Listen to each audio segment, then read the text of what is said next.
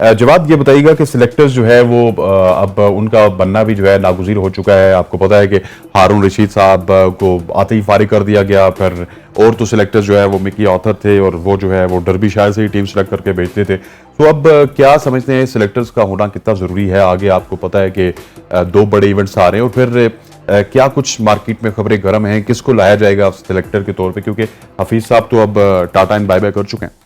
देखिए सबसे पहले तो मेरे ख्याल में सिलेक्टर का होना बहुत ज़्यादा इंपॉर्टेंट है किसी भी इवेंट में जाने के लिए। जाहिर सी बात है, देखिए आपकी जो टेस्ट अभी आपके जो दोनों इवेंट्स आ रहे हैं, सॉरी, वो आपके वनडे इवेंट्स हैं। वो आपकी वनडे टीम्स ऑल्दो वो मोर और लेस वो सेटल टीम्स हैं, लेकिन फिर भी चीफ सिलेक्टर का होना बहुत ज़्यादा इंपॉर्टेंट है। और यहाँ पे स्पेशल मेंशन करते चले कि जिस तरह आपने कहा कि कौन ज़्यादा इस वक्त हाई कंटेंडर लग रहा है, मेरे ख्याल में इस वक्त यूनुस खान साहब के जो है ना वो चांसेस बहुत ब्राइट नज़र आ रहे हैं कि वो चीफ सिलेक्टर पाकिस्तान बन जाएं। और अगर वो चीफ सिलेक्टर पाकिस्तान बन जाते हैं तो मेरे ख्याल में पाकिस्तान क्रिकेट के लिए बहुत अच्छा इसलिए होगा क्योंकि he is a legend batsman for Pakistan.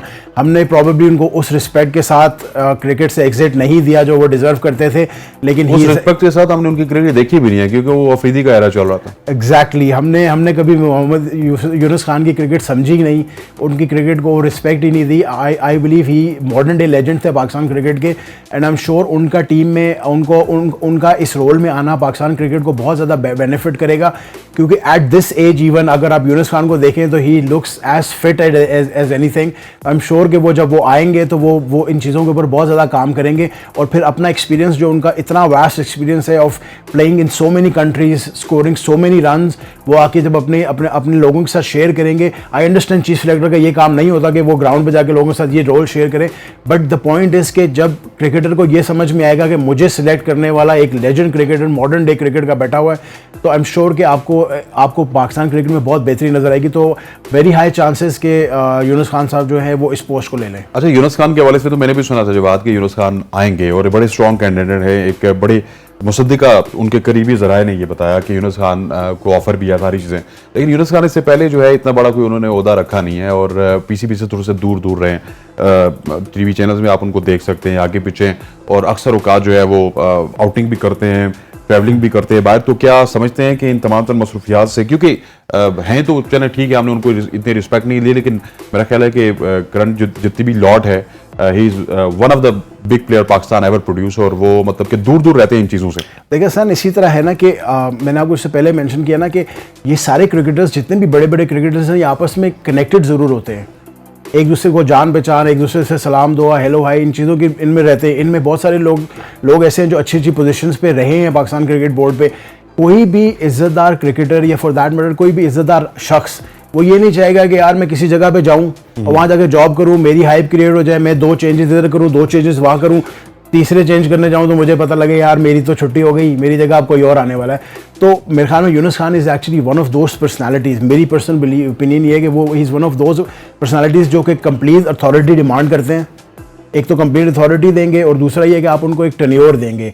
ऐसा नहीं होगा कि आप उनको लाएंगे फिर 2 महीने बाद कहेंगे चलो भाई अगला बंदा आ रहा है आप चले जाएं। तो मेरे ख्याल में इस वजह से भी यूनुस खान थोड़ा सा अवॉइड कर रहे थे। अगर यूनुस खान आते हैं बोर्ड की ये पोजीशन अपनी चीफ सिलेक्टर की संभालते हैं तो आई एम श्योर कि उनको बहुत सारी गारंटीज़ के साथ लाया जाएगा, क्योंकि he is actually one of those personality के जो कि बहुत ज़्यादा खुददारी उनके अंदर नज़र आती है। उनको हमने ओवर द ईयर्स हमने देखा is a very integral person. तो मेरे ख्याल में उनके अंदर ये बहुत सारी क्वालिटीज़ हैं जो और वो अगर वो नहीं आ रहे थे पहले और अब वो अगर वो आ रहे हैं तो मेरे ख्याल में बहुत सारी गारंटीज़ के साथ उनको लाया जा रहा होगा। और I am again and again saying this कि पाकिस्तान क्रिकेट अगर उनको लेके आता पीसीबी तो प्लीज़ उनको टाइम दें। आई बिलीव कि वो हम लोगों के लिए और पाकिस्तान क्रिकेट के लिए बहुत बेहतरीन। क्या आप समझते नहीं है कि ये बहुत लेट कर रहे हैं अब, क्योंकि अब हमें एशिया कप के लिए भी तैयारी करनी है। आपको पता है कि एशिया कप तकरीबन अब महीना दूर रह चुका है ऑलमोस्ट। हम श्रीलंका से आएंगे तो 1 महीना पूरा रह जाएगा, एशिया कप को 1 महीना 1-2 दिन रह जाएंगे। फिर उसके बाद वर्ल्ड कप की भी तैयारी करनी है, एशिया कप का स्काउट अनाउंस करना है, स्काउट के बाद उसके पता है आपको कैंप्स लगते हैं, 4-5 दिन का कैंप होगा। फिर स्ट्रेट अवे एशिया कप से जो टीम आएगी उसकी परफॉर्मेंस को देखते हुए फिर हमने ऊपर नीचे प्लेयर करने हैं, कुछ नए सेलेक्ट करने हैं, फिर किसी का वर्ल्ड कप में पूरा निकलेगा। तो इस तमाम तर प्रोसेस को फास्ट नहीं करना चाहिए। बिल्कुल फास्ट ट्रैक करना चाहिए। मैं तो मैं हमेशा इस चीज़ के हक में होता हूँ कि जब आप वर्ल्ड कप जैसे बड़े इवेंट में जा रहे हो और आपका चीज़ सिलेक्टर ही नहीं है तो this looks actually on paper भी बहुत बुरा लगता है ये बात कि अगर आप वर्ल्ड कप जैसे इवेंट में बड़े इवेंट में जा रहे हो और चीफ सिलेक्टर नहीं है तो दिस लुक्स वेरी बैड। मेरे ख्याल में यूनुस खान को अगर अपॉइंटमेंट है तो उनको जल्दी से जल्दी अपॉइंटमेंट करनी चाहिए। जिस तरह आपने भी न्यूज़ दी कि आपका भी बड़ा स्ट्रॉन्ग वो है बिलीव के वो आ रहे हैं, तो मेरे ख्याल में यूनुस खान को जल्दी से जल्दी अपॉइंट करना चाहिए। As far as our Asia cup and our world cup is concern, मैं एक चीज़ यहाँ पे मेंशन करता चलूँ, मेरे ख्याल में हमारी एशिया कप का भी और वर्ल्ड कप का भी स्क्वाड मोर और लेस दे आर सेटल्ड। मुझे मेरी पर्सनल फीलिंग ये है। और अगर just in case Yunus Khan साहब की अपॉइंटमेंट ऑन द टाइम नहीं हो सकती तो जिस एडवाइजरी रोल में इन्होंने मिसबाह-उल हक को लिएगा, आई believe Misbah-ul Haq will give his input in that role as well. लेकिन मेरे ख्याल में हमारा जो स्क्वाड्स हैं वो मोर और लेस वनडे के लिए भी और एशिया कप के लिए भी और वर्ल्ड कप के लिए भी सेटल्ड है। तो ऐसा नहीं होगा कि अल्लाह गॉड फॉरबिडन अगर कोई नहीं आता तो कुछ बहुत बड़ा मैसिव आखिरी सवाल आपसे ये करूंगा कि ये बताएं कि जिस तरह मिसबाह आ गए या यूनुस आ गए, आपको पता है कि इनकी दोस्तियां भी हैं बहुत ज्यादा पुराने प्लेयर्स के साथ। अभी तक शोएब मलिक भी जो है वो सुपर फिट नजर आ रहे हैं, वहाब रियाज जो है वो भी कह रहे हैं कि मैं अभी वर्ल्ड कप के लिए बिल्कुल तैयार हूँ। हर शख्स की ख्वाहिश है कि वो वर्ल्ड कप खेले और अक्सर शोएब मलिक के हवाले से तो ये कहा जाता है कि ये अगर टीम से बाहर भी हो तो वर्ल्ड कप में जो है ना इनको लेके आया जाता है, कुछ ना कुछ रीजन बन जाती हैं। क्या इस तरह के डिसीजन इस तरह आपको नजर आते हैं या मेरे लिए तो बहुत मुश्किल होगा? देखिए ऑल ऑनेस्टली बाइसनेस नहीं दिखाऊंगा क्योंकि मेरे शोएब मलिक जो ना वो मेरे one of my favourite players रहे हैं, लेकिन फॉर मी मेरे ख्याल में द ट्रेन हैज पास्ड। अब टीम में इतना कंपटीशन आ गया, लड़के इस अच्छी तरीके से परफॉर्म कर रहे हैं। देखें आपकी टॉप 3 स्लॉट्स जो हैं इमाम, फ़खर और बाबर ने कवर की हुई हैं। चौथे पे रिजवान है वो कवर्ड है। फिफ्थ पे आपके अगर इफ्तिखार आ रहे हैं या फिफ्थ पे सलमान आ रहे हैं या सिक्स पे इफ्तिखार आ रहे हैं, सेवन्थ पे आपका शादाब है या नवाज है। तो मेरे ख्याल में शोएब मलिक के लिए अब जगह टीम में बनती ही नहीं है।